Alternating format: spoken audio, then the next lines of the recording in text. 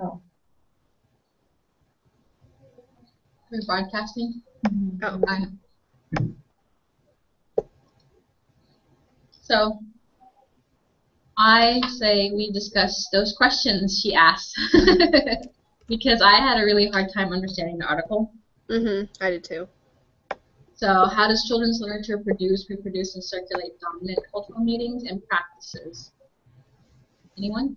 I really liked Emily's answers, and that actually reading your answers to it made me understand it a lot better. So I think that you were, because I was confused, and then I had to read it again. I read that front page 15 times trying to understand it, because I kept getting stuck, and then I would throw the stupid article away because I was getting so mad. And I started reading it out loud to see if maybe if I heard it as opposed to just reading silently. You know how sometimes that tends to help you. But I don't know. So I didn't post what I wrote. And what did I write? It makes the readers according to contend with power relationship. So how we organize our society is what they wrote in the article. Like, the children's book provides us kind of like an insight on how we're supposed to behave, I guess. I don't know. Oh, asking the question, does this children's book? Yeah, how does children's literature produce, reproduce, and circulate dominant cultural meanings and practices? I've said pretty much the same thing as the article. It just produces books that show the dominant culture and then kind of like keeps those, I guess, groups or ideals that are different or not the norm, and kind of just like pushes them to the wayside and doesn't allow them to get published. But I also did not post because I'm like, this is totally like 3 words. But I mean, it seems like those are good questions to discuss since we're all kind of confused about the article. And after reading what you wrote, Emily, it did kind of make more sense. And so I think that you answered the questions really well. I'm glad that it helped you guys because I wasn't really even sure. I was like struggling to answer those, but I just kind of used what I knew already about like publishing and like different ideas about cultures, but I was definitely confused about the article too. So it's definitely I just lost my train of thought. That's how fast it goes.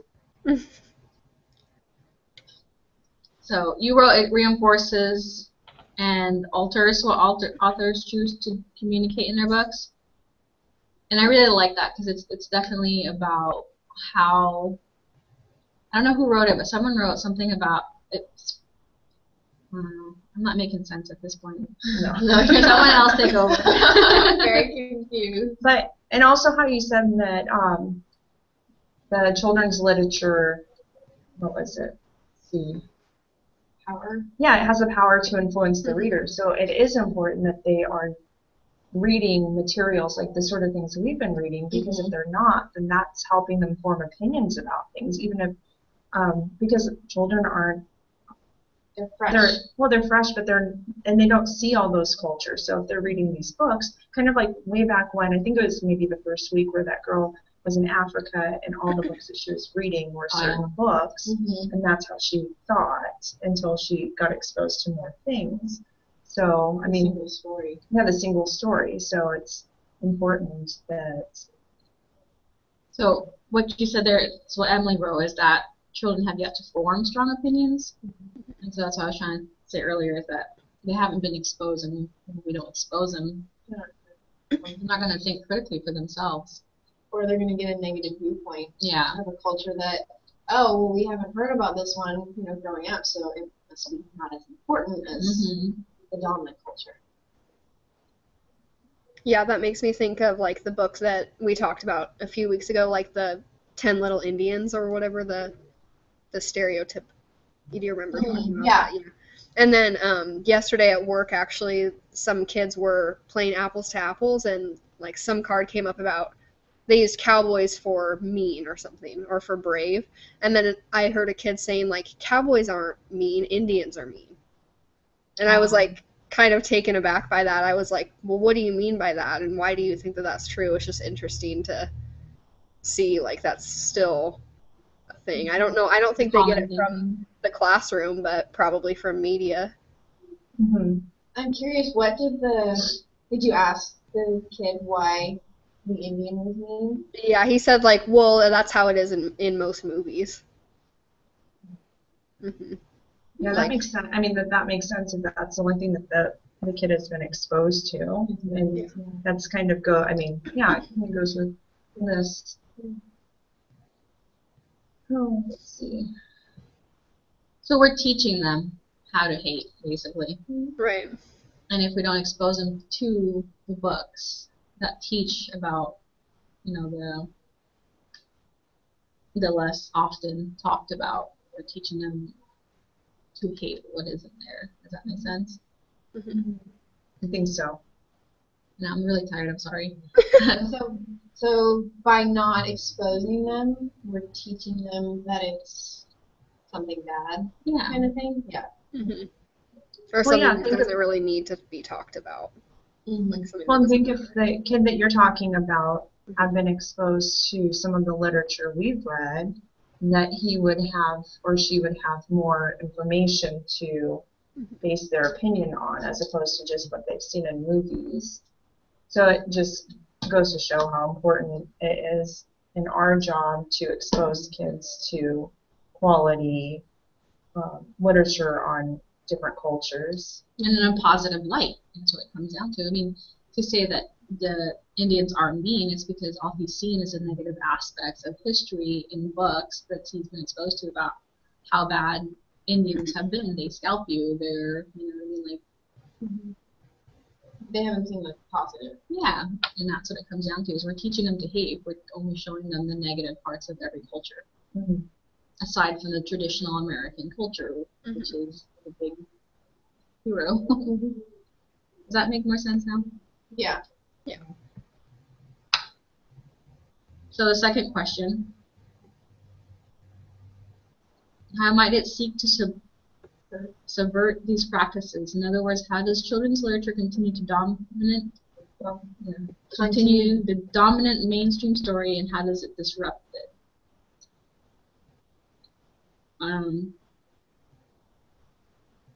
I think it highlights all literature, is what the article wrote. Like, it's culturally coded, and the authors and readers are discursively, socially, and historically constructed. So it disrupts fixed and bound notions of culture. So like it disrupts it by not making that. The article wrote about the lazy Mexican, and how they're often portrayed as lazy in a lot of things. Because there's a joke about how it's 2 o'clock, it's nap time or something like that.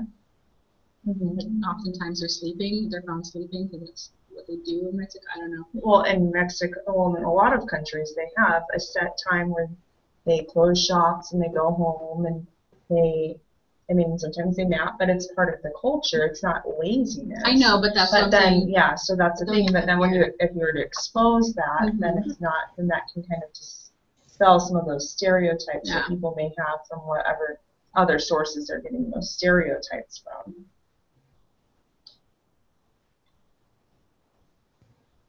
Yeah, I also thought about like how it continues the mainstream story. Something that we talked about towards the beginning was how there's a lot of cultures that aren't represented by authors, and I think that has a lot to do with it too, like how there's not very many Native American authors, so then just the whole, like, the stories that are being told about Native American culture aren't necessarily as authentic as they could be. It took me a long time because I was until 3rd grade in the Philippines, so when I came here and learned about Thanksgiving, my first Thanksgiving, I didn't know the true story. So for the longest time, my belief was that we came, we had a party. Americans came, Europeans came, had a party, invited the Indians, and it was a happy-go-lucky, hey, let's love one another kind of, hippie fest. You know what I mean? So that, for the longest time, that was my perception because that's what I was exposed to. That's what a lot of us were exposed to in those grades. So it's not like you weren't. I know, but it goes to show how important it is. So you had a similar experience getting introduced to the first Thanksgiving that probably most of us had. For a long time, the only pictures that they ever present in school are everybody gathered together and everybody helping each other. They don't, give you this idea of just how hard it was or just how much both sides suffered. How the settlers coming to this world came or caused such havoc for the Native Americans. But you don't learn about that until you already have an opinion. Exactly. That's a good way to put it. By the time you get to it, it's like, oh, but that's not the first Thanksgiving. But it's like you have to conflict and change your thought process and opinions about it, and that's how I think it's dominant. It's been dominant for so long because I don't remember much about our practicum in Thanksgiving because it seems so long ago. But I don't remember them talking about we had a harvest party. It was a harvest party. What did you have? I don't know. Did you have anything? No, but harvest sounds like about around Halloween. I know the school that I'm at had like a harvest festival. But they still don't discuss anything that's terrible about that. You know what I mean?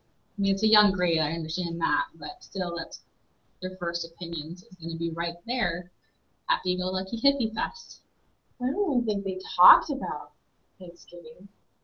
I know I can't remember because it just seems so long ago. They didn't mention like Thanksgiving. They mentioned like harvest because this is the time of year we harvest food for the winter. But they never talked about like the first Thanksgiving or the Pilgrims or the Native Americans or something. I'll ask my 6-year-old when I get home today what he knows about Thanksgiving. That's it, yeah. Because it's his first year at school, so he would have an interesting way to comment on that to see if he's already formed an opinion or if he already knows what we've grown up to believe in the beginning. Yeah. Group hugs and kumbaya. So how does it disrupt it? Anyway, challenging. Again, challenging those ideals that we're all,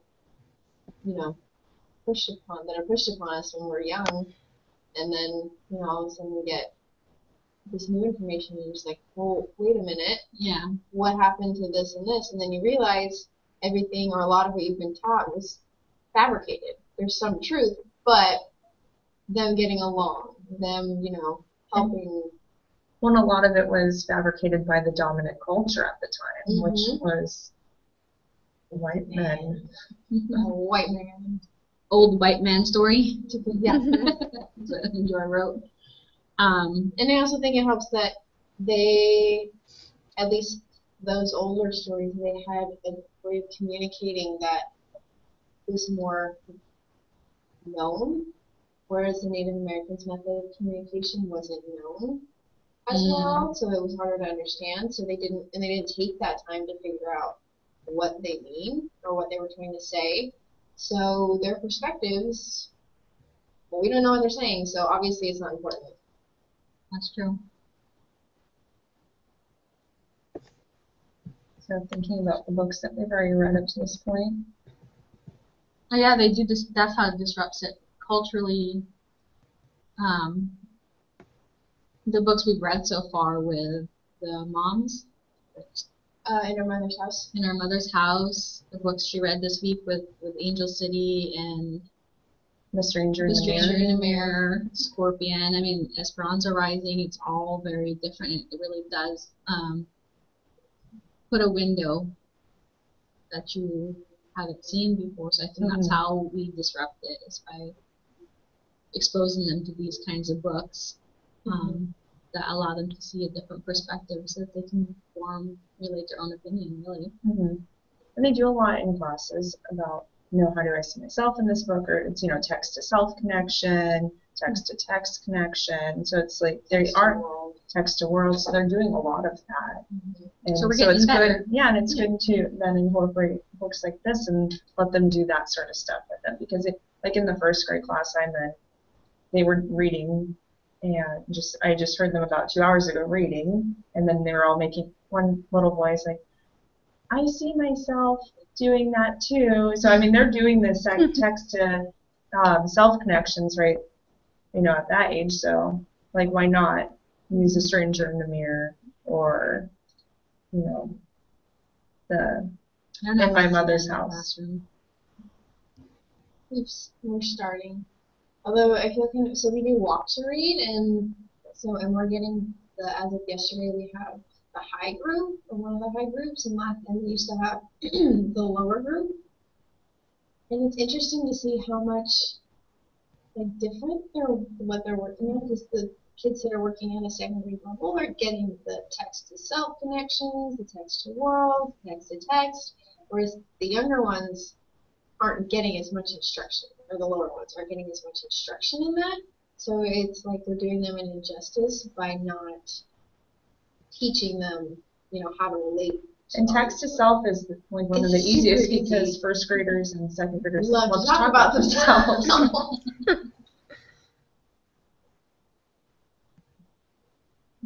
It's just interesting to see how one group of children are going to be exposed to seeing text to self, world, and text, whereas another group, they've mainly seen just text to self. And that's only like once or twice with like proofreading. Yeah. It'll be interesting to see like what opinions they form. Like, are they more accepting because of these connections they've made when they were younger, or vice versa? I have a very diverse second grade classroom. So we seem very accepting of each other. I haven't seen a whole lot, so I'm eager to see what it looks like daily. Full-time students. Full-time, so I can't wait to see how they have formulated opinions, because a lot of my CT's books are really, like, they're like Frog and Toad and like the normal stuff, so, but there's not a lot of, I feel like there's not a lot of diversity. So I'm curious to see, once I'm there daily, to see how they are with what they're reading and stuff like that. And seeing if any of these apply to my classroom, and if it doesn't, how can I change that while I'm there? Yeah, I mean, for me, it's been really cool to see the kids traveling to different countries, because they just left Japan yesterday and they're traveling to Germany on Monday. So then they've gotten a lot of exposure to the Japanese culture. So that's been really neat to see. And I mean, they all got to have their Japanese party where they eat rice and drink tea, but then they do Japanese school, and so they're taught how, I mean, so they're really exposed, I mean, on kind of levels that are first grade friendly, but they dig a little deeper, like they learn about the culture, and then they get to pretend like they take their shoes off just like they do in Japanese schools. And so, I mean, I think stuff like that is a really good experience for kids to get to learn about other cultures beyond just reading. And they read tons of books, and pretty high quality books. Yeah. Have you gone through? I've gone through a couple, yeah. Just using this class and kind of analyzing it. Yeah, I've done that in my CT's classroom too, and it's a lot of it. It's really old school. It's not very diverse, in my opinion. She has a special book corner, and I think it's Black History Month right now, February. So all the Black History Month books came out. But I'm like, aside from being right there, I've never seen it anywhere else, really. Yeah. So it's interesting. So how did Esperanza and House the Scorpion expose power relations in the way that he describes? Botelho describes. Well, I think Emily pretty much covered it with the way that she described with the House of the Scorpion, how, I mean, there were a lot of different power struggles in that one, like with El Patron. Is that how you say his name? El Patron. Yeah, so like, and Telemundo, sorry, that's all I think of when I see that. So I mean, like, it was interesting to see all the different levels of power and how they changed throughout the book too. I think that, I think that was the case for Esperanza Rising too. I mean, she was a princess, really. Yeah, she was in a position of power. Yes. Yeah, so she was a princess, and then to go cross the border, which oddly enough is the same thing Matt did. Similar borders. Right?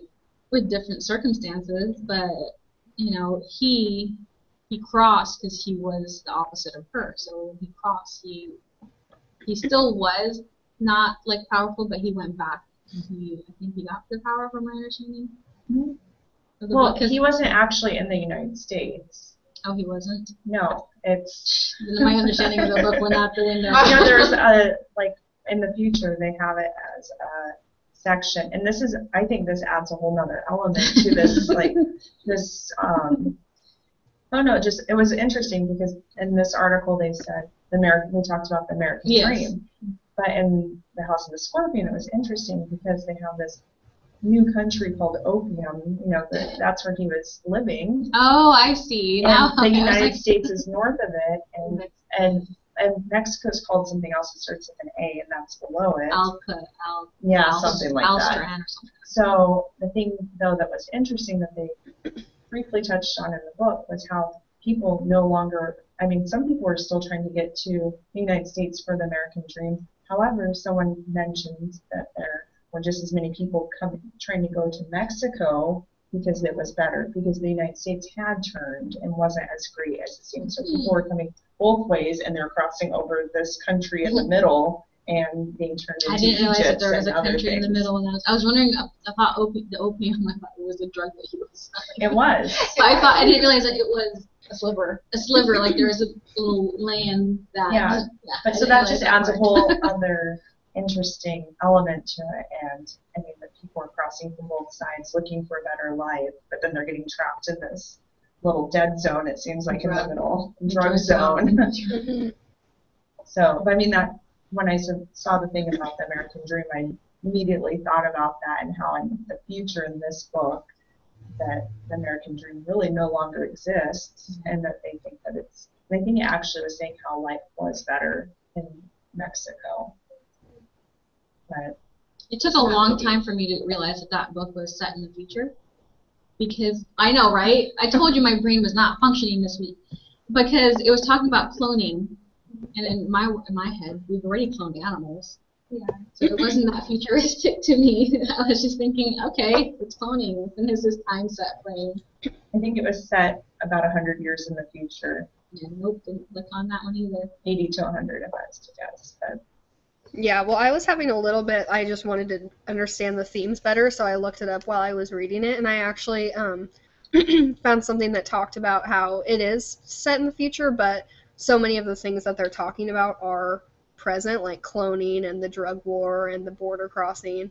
So I think that's really important because you can connect it to now, and kids can connect it to now, and it's just interesting. Like, it is futuristic, but it's also like these things are happening.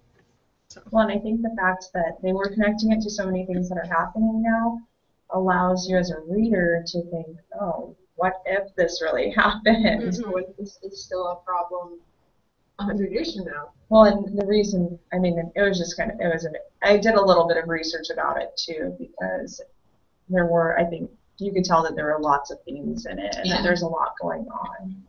So. The enslavement, the slavery theme. With the idiots.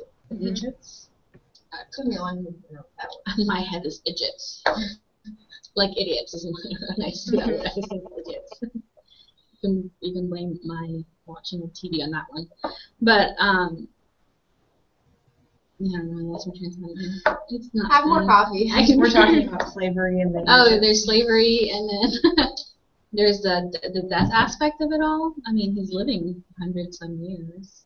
140. He got to 147. 143. I mean, when you think about it, the Bible talks about people living to thousands, I believe. Anything on the Bible for you? No, I'm not sure. No one here read the Bible. I don't think it matters. It does matter. I mean, the Bible, if I remember correctly, Moses lived to be 1,000 or something like that. So, I mean, 143 is small compared to that, but to live forever. Most people live 100 years. Yeah. 43, he just wanted to live forever. And then there's that death scare, like, everybody's afraid of dying. though, and enslaving people by putting a computer chip in their head, which we're not too far off, I feel like, with our cell phones. But the thing that's interesting is this book was actually written in 2002. Was it? Yeah. I didn't miss that one. So it wasn't that long ago. And there's a sequel. Yep, there's a I've sequel. already checked it out. I was wondering what happened because he went back. I was like, now what? Yep. And the sequel picks up just a couple hours later, so. What? That's good. Oh, getting But that the one. sequel was written, I think it was written in 2013, so thankfully we were introduced to this book now, so if you want to read the sequel, you don't have to wait So I'm curious to see what 11 kind years. of. I'm curious to see then how Matt solves the dilemma he's in, trying to make a better place. Because it's 2013, the world is not much of a better place.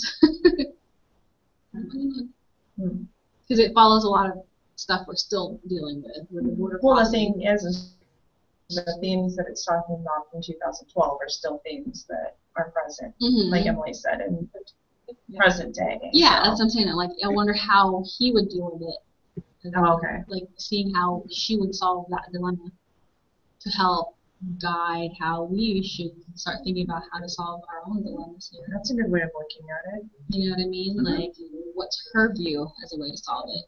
And would it make sense?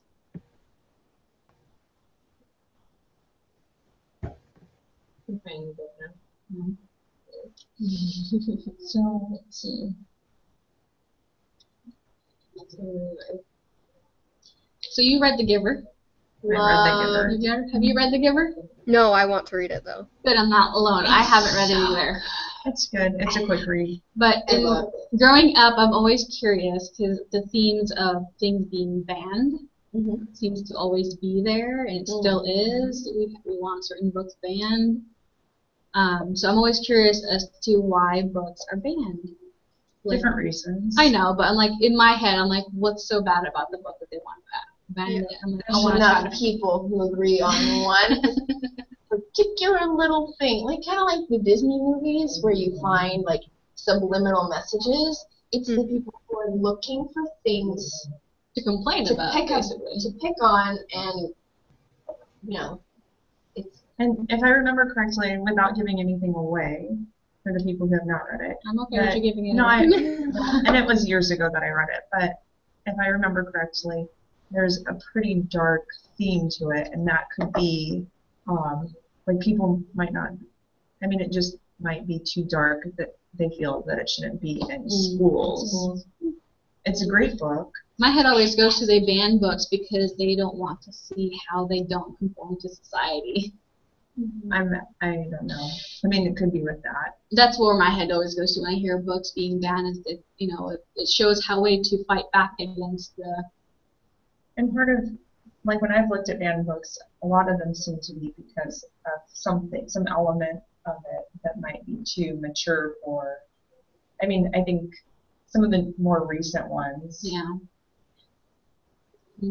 or not mature, but like just too dark or too. I don't know. I was thinking there's one book, is it The Catcher in the Rye, and it was. Yeah, and I read it just out of curiosity, and I'm like, okay, I don't really. I mean, yeah, he's smoking and he's drinking and stuff and swearing, and I think that's why. I mean, so Why? it gives children the wrong idea. yeah, so there's like, yeah, Because going off to New York on your own as a teenager is totally not ever going to happen. But I'm like, I looked, so I Googled banned books, and the first, I don't know, 20, I've read at least 75% of these.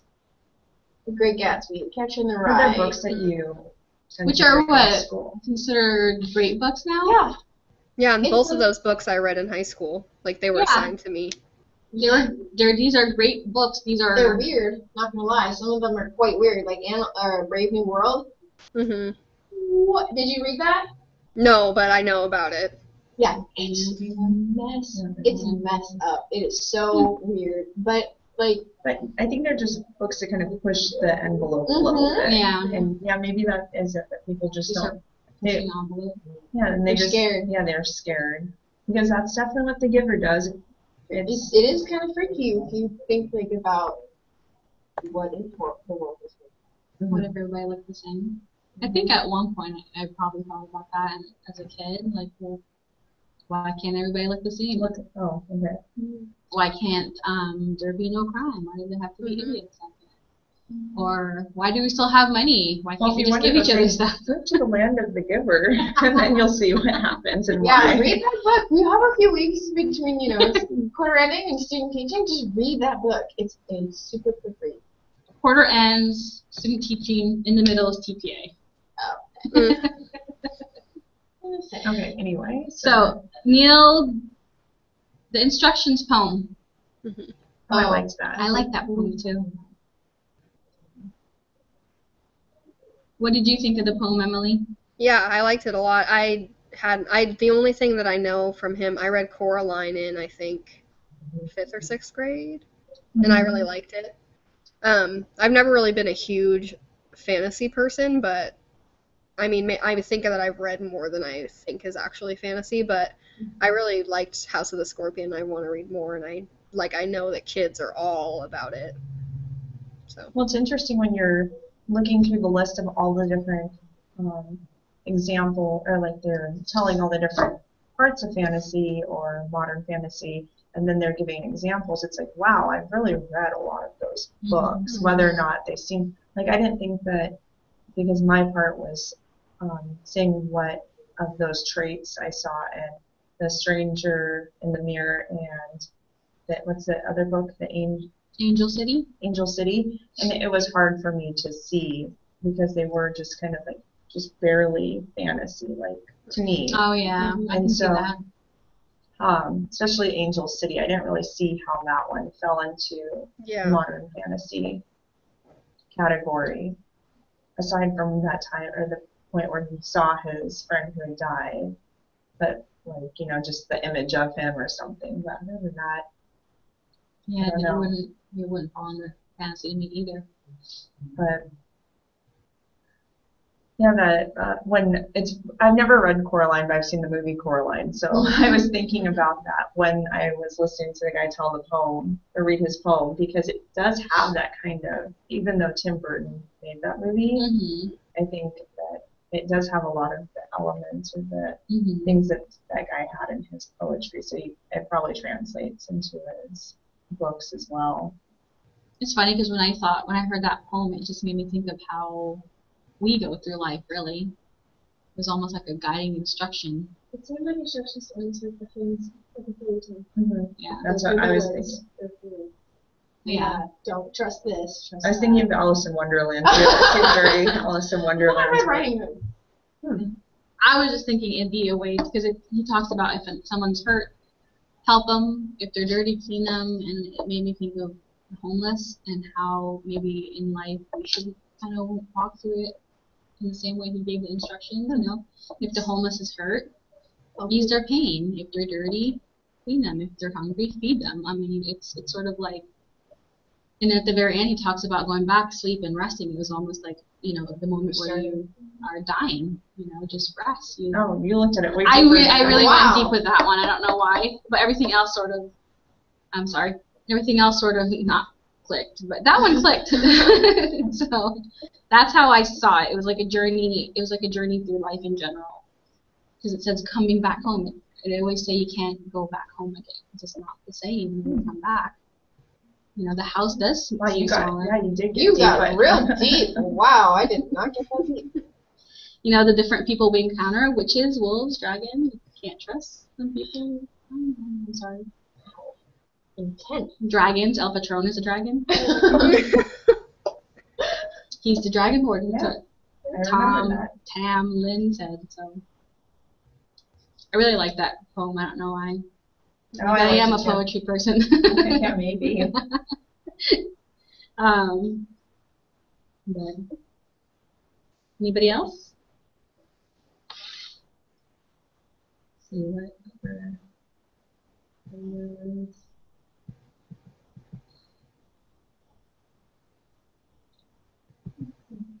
Emily? I'm thinking. I'm looking at my discussion post.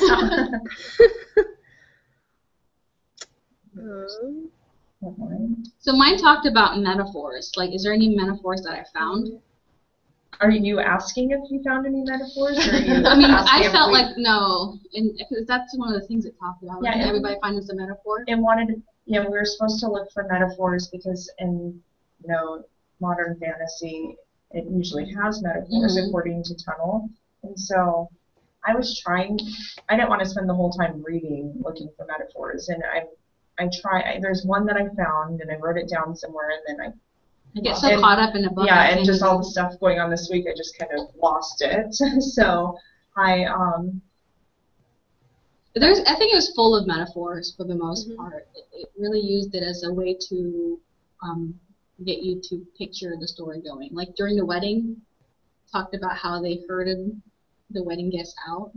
Oh, that would work. So you kind of picture cows. Well, and you know what? I mean, that's kind of how they were treating a lot of the people Exactly. in that country. But in Tunnel Out was saying that it gave the example of a sentence, how it would look without a metaphor, and how much more interesting it is when there's a metaphor. So that makes sense that they would be in a lot of these Fantasy books. fantasy books because it makes the writing more interesting and more visual. Vivid, and you can actually picture it in your head. Exactly. As Because opposed the to, people moved from one place to another. I mean, that That's works, boring. but herding them, it's kind of like shuffling them along. and it's hurrying. Like when you're moving, as opposed to hurrying, Yeah. it's chaotic. So you're seeing a picture of a chaotic. Because I think of herding, I think of like cows like running everywhere in like all different directions. Yeah, all that's going no fun. Herding cows is no fun. So that's armor.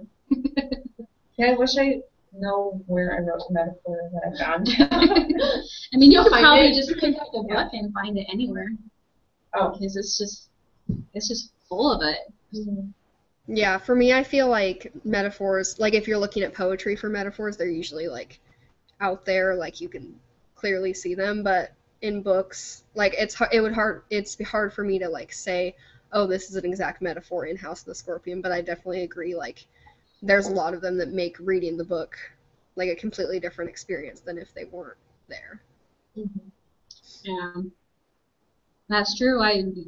With poetry, it really is out there, but you almost don't catch it unless you're looking for it when you're reading these Yeah, books. and that's the problem is when I was looking for it, I wasn't really into the book as much because I was so busy looking for a metaphor. And then I'm like, well, I want to read this book and really Get get what's something out going of on. it. Yeah, Yeah. exactly. So. Understand it. What's happening? Where's he going? Why is it in the graveyard? Yeah. Definitely, yeah. I mean, we probably picked up a lot of the books that we all enjoy, like Harry Potter, and you'd probably see all these metaphors that you probably didn't even think about before. You know what I mean? I read Harry Potter when I was a lot younger. I want to reread it. You've had more experience and you've had more, I guess, education and looking for metaphors, but I just don't have time to sit down and read all 7 books. So I was reading your guys' post and your evaluation was a lot.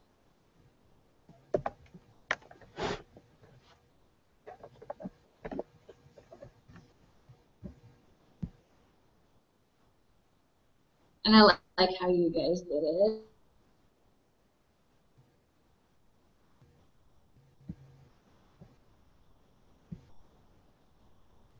The opportunities of our writing. Then using those ideas and thinking about that is a good tool to use, just like getting past that heaviness Yeah. of the writing. When I was reading that article, it